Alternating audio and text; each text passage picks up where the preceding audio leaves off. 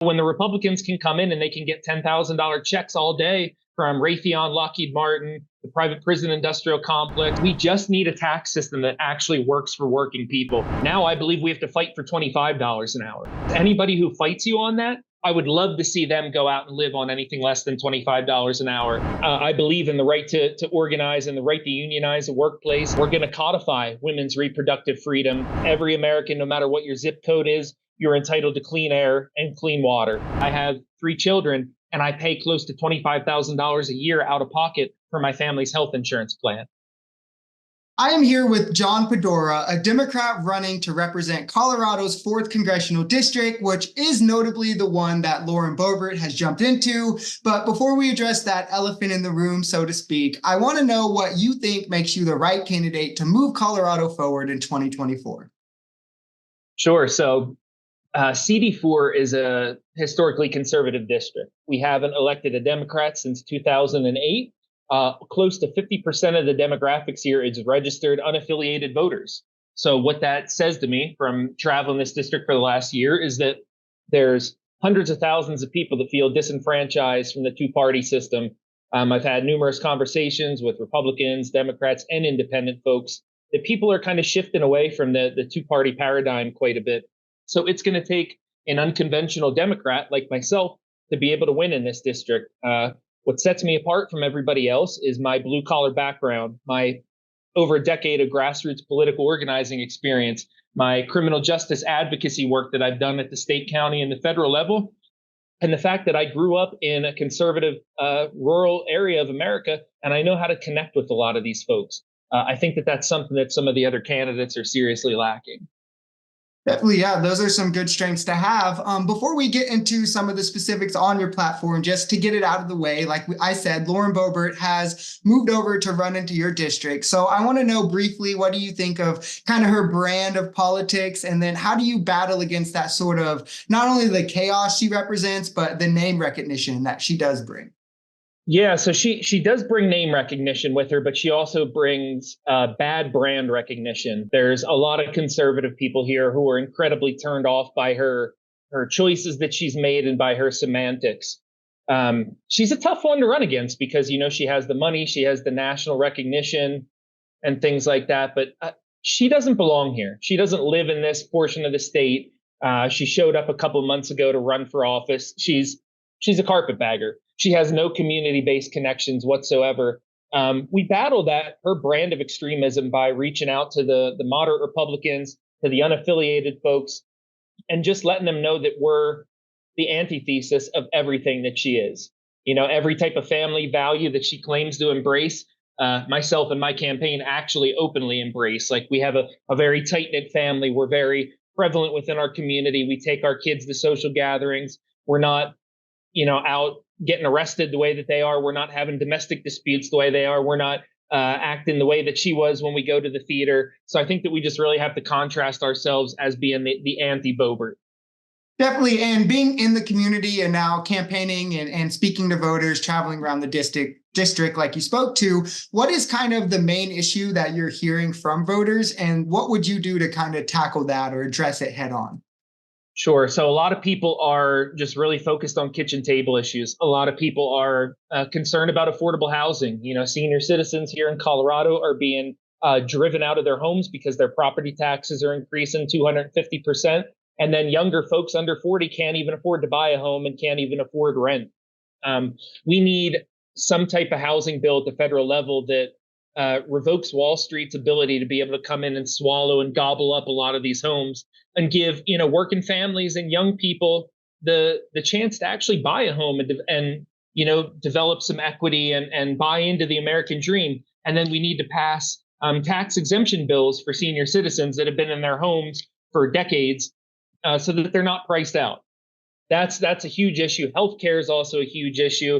Water availability is a huge issue here. I'm an environmental scientist. I have a lot of concepts in mind of what we can do to pipe in water from the California coast through desalination pipelines to replenish the groundwater and the reservoir sources here in eastern Colorado so that the family farmers aren't stamped out of existence. And then people are just genuinely concerned about democracy. People are noticing that Trump and Biden are on the ballot again. Even a lot of Republicans don't want to see the resurgence of Donald Trump. But people recognize that basically Washington's broken, that there's essentially two political parties that quite often look out for themselves rather than everyday working people. And in Congress, to address that head on, I would really advocate hard to pass an anti-corruption bill that prevents elected folks in Congress from insider trading cryptocurrency and stocks, passing a national gift ban where they can't accept $500,000 checks from lobbyists anymore and things like that. Calling for a convention of the states to implement 8-year term limits on all members of Congress. I would just really be a strong voice for people to stand up to the deep culture corruption that we see in DC. And that's wonderful that that's kind of where you went, because going over to your platform, that was definitely the first thing that I wanted to speak to. Because when I look on a candidate's platform and I see that they're speaking about Citizens United and reversing it and getting big money out of politics, I get really excited. That gets me really going, because it kind of speaks to motive and what your intent is when you get into office. So for those who may not be as aware or don't know the effect that it had, could you maybe go into what Citizens United is and why exactly you want to have it reversed? Yeah, so Citizens United was basically a Supreme Court decision that allowed corporations to be treated as people, meaning that corporations can basically finance the political candidate of their choice. That is so detrimental to our democracy. The fact that we're basically for sale, that we're at the beckon of all the big, Fortune 500 corporations. And to me, what I want to see is publicly funded elections where candidates come forward and each candidate gets $50,000 to $100,000, whoever makes the general election ballot, and you're prohibited from taking any money from even people, because not only is it detrimental, Citizens United is detrimental to the fact that it allows corporations to influence every aspect of our, political base, but it also takes time away from the candidate who's supposed to be out there meeting people in the community, meeting community organizers, meeting elected officials, talking with farmers, ranchers, teachers, union members, and things like that, and actually developing policy. We have to spend, 40 plus hours a week on the phone. And I call everyday people and ask them for money. I'm not calling the corporations. I'm refusing corporate PACs. But, when the Republicans can come in and they can get $10,000 checks all day from Raytheon, Lockheed Martin, the private prison industrial complex, the pharmaceutical industrial complex, it makes it really hard for average, everyday working class people to have a seat at the table. So until we can actually repeal that and declare that no corporations aren't people and they shouldn't be able to contribute financially to our political system, I think we're going to continue to go through a lot of this corruption.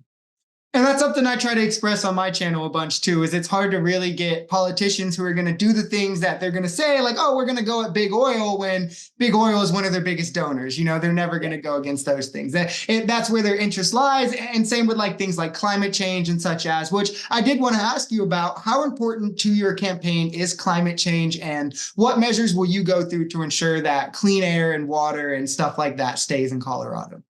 Yeah, I mean, so it's huge. One of my biggest entrances into politics, there was an intersection of a lot of different issues, but my climate activism is really what drove me to get involved, amongst a multitude of other issues. So I have a background in environmental science and geospatial technology, and I minored in climate change mitigation. I see climate change as an existential human threat. I read a report the other day that basically said by 2050, that incomes are going to decrease up to 60%, as a result of a lot of these climate change driven crises that we're entering. We're allowing big gas and big oil to influence, basically everything. And I would write a bill that basically is a fundamental human rights bill that says every American, no matter what your zip code is, you're entitled to clean air and clean water. And whatever that entices is secondary. If we have to implement transitory bans on fracking, it's a really difficult thing for me to navigate because I live here in Weld County, Colorado. If you Google it, Weld County is the oil and gas epicenter of the United States. It finances our fire departments. It finances our municipalities. It finances our police departments. And because of that, Weld County is able to keep an effectively lower tax rate and assume way less debt compared to most other counties and municipalities in Colorado. So it's something that I have to tread here really lightly because there's so many oil and gas workers in this district, and I don't want those folks to be abandoned and left behind. So as we're addressing the climate crisis head on, we need to meet it with scientific fact, but we also need to meet it with restorative worker, restorative justice for folks to make sure that they're trained properly, that they're not losing out on their way of life. I don't want any more working families to be left behind as we make this green energy transition. But I'm meeting with, leading environmental scientists throughout the state and on a national level. I'm talking to professors. I'm talking to people that have been dug into this for generations, and we're going to come up with some equitable, meaningful change to tackle the climate crisis head on. And it's going to be our generation that finally gets those things accomplished.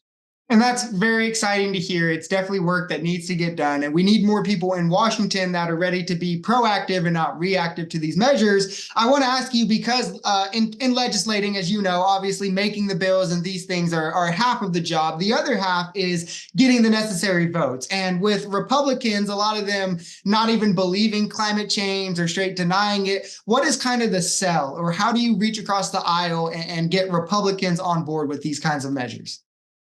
So I've learned a way to communicate with conservative folks, and this is from growing up in a conservative community. I remember going to church when I was a kid, and one of the things that the pastor talked about a lot was environmental stewardship, that we need to be good stewards of God's land. And I don't think you'll find one Republican. A lot of Republicans love to hunt. They love to fish. If you sit down and you ask them, do you believe that, your grandchildren should have the access to clean air and clean water? They'll always tell you yes. If you can recite something from the Bible that, plays into the line that I just said, it's one way to connect with them. I don't want to give anybody false hope. The Republicans are so difficult to communicate with on this level. So for me, even though I am committed to working across the aisle, I am committed to finding that little sliver of bipartisan support for these climate-driven issues. If I get to Congress, the thing that I'm going to do is I'm going to help young people get elected at every level all over the United States, especially in the United States Congress. So that way, instead of having to reach across the aisle to people that don't even believe climate change is real, I can reach over to my under 40 colleagues who climate change is their whole motive to address. So I'm committed to working across the aisle, but I'm even more committed to helping under 40 voters get elected to Congress to strengthen our voice. And that's definitely an amazing way to look at it. I think that would proactively, speaking of being proactively help the issue a lot more than trying to deal with people who don't even believe it's an issue. Jumping from one important problem to the next, however, in Colorado, if I'm correct, it's one of the few states where women's reproductive rights are currently still protected, something that is important to women all across the country, as we see in states like Arizona, Alabama, Texas. More and more draconian laws kind of get passed, laws that Lauren Boebert would support being enacted in Colorado, might I add. So I always like to ask candidates where they stand on the issue and how would you ensure that these freedoms remain with women and their doctors? Yeah, so Colorado, we're fortunate. Colorado is a really, really progressive state that has really hit this head on. And there's actually a ballot initiative right now, a constitutional amendment. I actually just came back from the rally today at the Capitol in Denver, where we're going to codify women's reproductive freedom.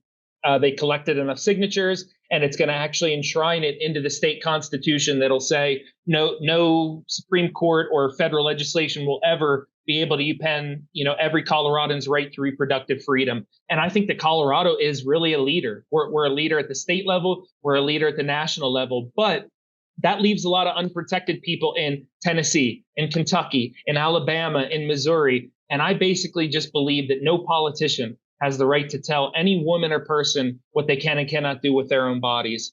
I certainly don't want any politician telling my wife or my daughter what they can and cannot do. My wife and I have experienced a high-risk pregnancy and had to make some really difficult decisions. I just fundamentally believe that reproductive freedom and reproductive justice is a basic human right, and I will introduce and co-sponsor and sponsor any legislation that codifies that at the national level. And that is always, again, amazing to hear. Looking into the work or keeping the working class in mind, I always like to ask candidates about wages and jobs. I saw in Colorado, the minimum wage is currently $14 an hour. I wanted to ask your thoughts, not only just on what the minimum wage is, but how do you ensure that good paying jobs are coming back to the state? This is one of the toughest issues because, like you just said, that the minimum wage, it's nothing here. You can't survive. You can't buy even a 1-bedroom apartment anywhere here in Colorado on that. I used to be a champion years ago for the Fight for 15 movement. Now I believe we have to fight for $25 an hour. I don't see how anybody in America can live on anything less than $25 an hour. And there's really nothing radical about that, because anybody who fights you on that, I would love to see them go out and live on anything less than $25 an hour. Yeah. So I'm currently employed as a manufacturing engineer. And one of the staples to my platform is resuscitating domestic and American made manufacturing. Eastern Colorado, in my district predominantly, is very, very rural. It's very urban and suburban, but the entire Eastern Plains are incredibly rural. And those people have just been stamped out of existence. They have no jobs. So I would introduce legislation to offer massive tax incentive bills to American manufacturers to open up micro manufacturing facilities all throughout Eastern Colorado, where they're employing an average of 25 to 50 people, and just give them huge tax exemptions to tell them, look, if you make things in America here and you offer these folks good paying jobs, we're going to be here for you. I'm also a huge proponent for the unions. I believe in the right to organize and the right to unionize a workplace. I've actually been terminated in the past for attempting to unionize one of my workplaces. So if we ensure that unions are strong and bolsterous here in Eastern Colorado, then we're going to have the wages to follow. We're going to have the conditions that people need, because there's a lot more of the package to consider outside of just the minimum wage. We need to find ways to lower healthcare costs. Somebody like me, I have 3 children, and I pay close to $25,000 a year out of pocket for my family's health insurance plan. That's simply unsustainable. And again, this is something that Colorado is leading on. Colorado is really, really pushing to get on the ballot this year or next, universal healthcare, single payer system. And so I think once we pass that here and we can show it to the country, the benefit and the effects that have taken place, I think that the rest of the country will be willing to follow. But I also know that it's, again, something to tiptoe across, because a lot of the union members, they don't want single payer healthcare because they have amazing healthcare. So I think the goal is to just making sure that we unionize as many workplaces as possible. We stand up to the corporate monopolization, and we make sure that the productivity that we've experienced over the last 20 years is being equitably distributed back to the workers. You managed to answer 2 of my other questions in one there, with unions and healthcare, getting to if it's a human right and things like that. That's also good to hear you are on board with single payer Medicare for all. However it gets done is my opinion, right? If everyone's going to be insured, that's the biggest thing to me. Yeah, I mean, healthcare is a human right. There's no way around it. Whether we go through single payer healthcare system, or we enhance regulations to lower some of the administrative costs. Like, a lot of people don't realize, 70% of all the healthcare costs are administrative only, meaning that only 30% of what you're actually paying for is for a doctor or a nurse to treat you. There's something incredibly wrong with that and bureaucratic, and that could be corrected through regulatory legislation as well.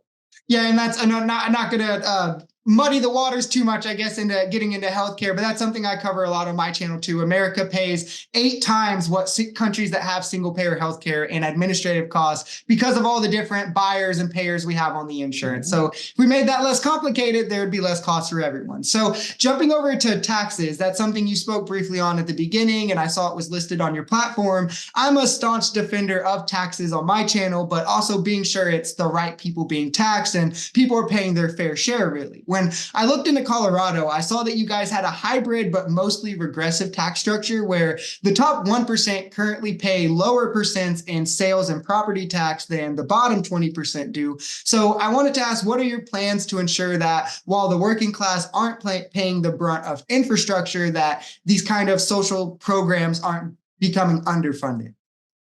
Yeah, I mean, you pretty much hit the nail on the head in the question. Everyday Americans and Coloradans are carrying the brunt of our infrastructure here in Colorado and across the country. And it's really just time for the ultra wealthy, for the mega corporations to pay their fair share and to keep America safe and ensure the government's actually working for the people. We need to adopt a progressive tax structure. I'm a huge supporter of a billionaire tax. There is no reason in my mind for billionaires to exist when I drive around my home district and I drive around Denver and I see the severe levels of income inequality happening. And then I drive through some of these wealthy neighborhoods and I see multi-million-dollar homes with, 17 car garages and in-ground pools and everything. And they're just living the high life. And they're the corporate pharmaceutical executives. They're the, Fortune 500 CEOs and CFOs. Like, oh, yeah. We just need a tax system that actually works for working people. And I think that repealing the 2016 Trump tax cut is step number 1. and then shifted back to what we used to do in the 1940s and 50s when we were, building one of the greatest countries that this earth has ever seen, and that was through a progressive tax structure. So anything I can do to make sure that the billionaire class is paying their fair share and that it's tiered more effectively to keep, and protect lower income families. Because even if you look out here in Colorado, when you hear, oh my gosh, a husband and a wife, they earn $150,000. To a lot of people, that sounds like a lot of money. But when you have 4 kids added into the structure and you have a $500,000 home and a $4,000 a month mortgage and, $2,000, $3,000 a year in homeowners insurance and $6,000 a year in property tax, all of a sudden your net earnings are subjugated really, really quickly. And I think that income bracket here in Colorado, like the $100,000 to $200,000, actually shells out most of the income, most of the tax burden, and they're suffering just as much as the low earners are. So we really need to find a way to tie it all together, and I'll pursue anything I can to make sure that the wealthy pay their fair share. Again, yeah, awesome way to put it. I think we got through most of the topics I wanted to hit. I want to give you the chance, if there's anything that you wanted to be sure to speak to that we didn't get to, you can have the floor. Also, be sure to shout out like your website. If there's any events coming up, the floor is yours. Sure. I appreciate it. Yeah. There's always so many things I want to talk about. Like, I like to tell people that I got involved with politics through my anti-war efforts when I was in college. I got involved through, when I was 19 years old, I was in a pretty severe car accident. My head smashed through the windshield. I woke up in the most amount of chronic pain that I've ever experienced in my life. And the doctors prescribed me opioids as a result. And my entire life kind of spiraled out of control from that. I almost lost my marriage, my family, my home, my career, and everything. But I saw the light at the end of the tunnel, and I was able to rebuild myself. And I was inspired to want to give back to my community and my country. And so I started working with nonprofits and addiction recovery centers to help people get the treatment they needed. I started protesting and rallying and lobbying in Washington, D.C. for criminal justice reform to hold the corporate pharmaceutical executives that accelerated the opioid crisis responsible. And through all that meaningful action, it converted into like political resilience for me. I went on to advocate for marijuana legalization. I went on to advocate for social justice issues, for climate change issues. Like, once you get involved with something, it kind of becomes contagious, because the first moment that you mobilize yourself through grassroots action and you actually see like the payoff, you actually see legislation that you had your hand on, being passed in the state capitol or being introduced in Washington, D.C. It's really, really inspiring. So I just like to tell people that, I'm an unconventional Democrat. I don't want to be a career politician. I want to be at home with my family, but I don't know how much of a future my family and I and other families across America are going to have if we don't rise up and challenge this corporate oligarch system that we have going on. Like, there's not going to be much of a future for our children and our grandchildren to inherit. And I think that we all deserve better. So I'm an activist first, and I'm a politician second. And I'm running because I want to make a difference, and that's rare to find. I've been working in politics for the last 10 years, and so many people are in it for themselves. And I know that, even when you hear that, sometimes people are like, yeah, people say that all the time. Like, I've already signed a pledge that I would only serve 8 years if I'm elected in US Congress, because I think that if you serve any longer than that, you've been on the Hill too long. I think you become disconnected from the people that you're actually trying to represent. So if I can somehow pull this off, I want to find ways to spend less time in Washington, D.C. and more time here in my home district, traveling and meeting with, community organizers and leaders, and staying connected to the working class families and what their needs actually are. So I just like to paint that picture to everybody to let people know that I am an unconventional Democrat. I'm an unconventional politician. I'm not an aspiring career politician. You can learn more at my website. It's padoraforcongress.com. You can sign up, stay engaged. Right now, we're in the full force of our primary election, which is on June 25th. So we need to make hundreds of thousands of phone calls. So the first thing you can do is sign up to Phone Bank. If you're local in Colorado, you can sign up to Canvass with us. We're going to be running a pretty aggressive field plan where we're out knocking the doors at tens of thousands of voters before the primary. And then whether you can chip in $5 or $500, it literally all adds up. I was able to raise $197,000 last quarter, and our average donation was $27. So if anybody, thinks, wow, I'm kind of inspired and I want to help out, but I can't give much money, $1 helps, $2 helps. And if you don't have the money to contribute, the phone banking is a huge effort. So I would just appreciate anybody's help because, we are running in a primary. We do have the Lauren Boebert effect. So we have a little bit of the national focus on this race, but it is a heavily conservative and Republican district. And it's a monumentous task to overcome. And I'm going to need everybody's help from all over the country. Yeah, and like he said, if anybody wants to keep up with the race, wants to help, because we need to be sure to get the Lauren Boeberts out of Congress, whether it be donations or keeping up with his events, I'll have his website linked in the description as well. John, again, thank you very much for taking the time to speak with me today. It was a wonderful conversation, and I hope you enjoy the rest of your day. Hey, thanks for having me. I appreciate it. Awesome. See ya.